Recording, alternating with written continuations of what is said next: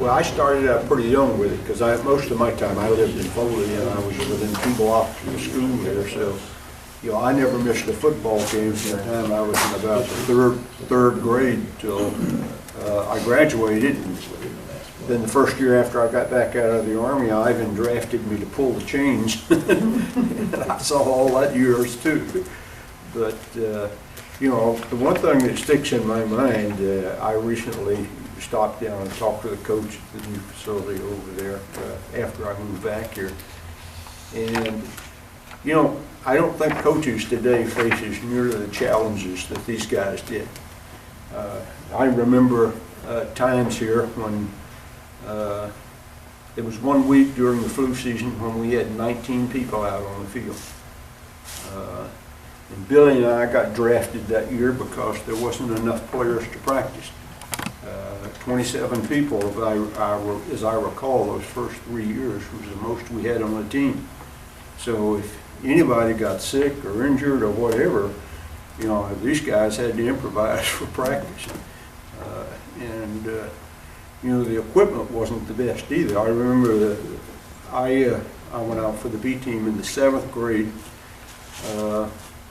and the helmet I was given was supposed to be a hard helmet, but it had been set on so many times you could just sit down and use it for padding on the seat if you were sitting on the bench, I guess.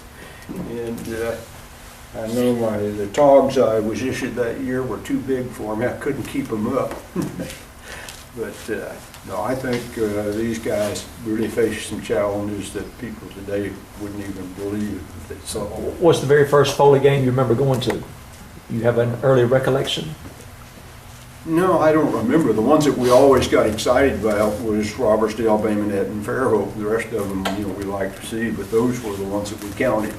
Well, Baymonette used to play them on Armistice Day, didn't we? That's right. November the 11th. Yeah, football was a great thing to happen to any young man's life. It really is. It does start you out with the right kind of attitude. And I think for whatever I did in my life, football contributed a good portion to that. As I look around the locker room, I see some statements that have been placed on the wall. Pride over the door. A winner never quits. Quitter never wins. I think that one of the 1 or 2 liners that I used to hear from Coach Jones was that you play like you practice. And all of you guys know that I spent a couple of years in the Marine Corps.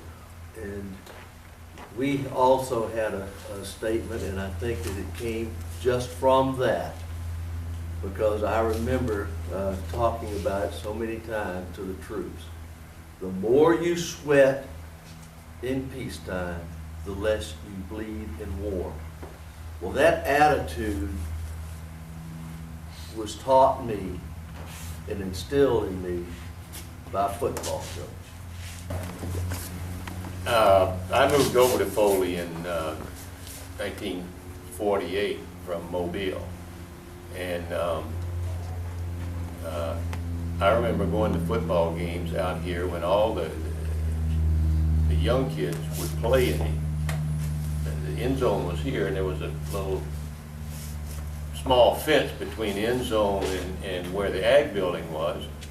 And you know, the 4th graders and 5th graders and stuff would have our own game when the game was going on the field, and we were playing all night during the football game right over here. Years and years later, I was down here, and it was right after one of the hurricanes, and my folks were living over in Daphne, and I had I guess my son was 9 years old at the time, and Foley was having their, I guess, the first game of the season. I can't remember what, but it was right after one of the hurricanes, and I believe Foley was playing Viger, if I'm not mistaken. I look around looking for my son. I'm sitting over in the visitors grandstand. All of a sudden my son's missing. And I look down the end zone, and what's going on down here in the end zone, and I went down there, and sure, there he was, all, you know, I wasn't too popular when I got him home that night, but I think that's just been a sort of tradition here. But as far as the games go, I remember, I was just looking at the thing here, 1948, and Foley played Atmore here. They're probably one of the most famous games, I guess, in history, and Foley beat them 7-0.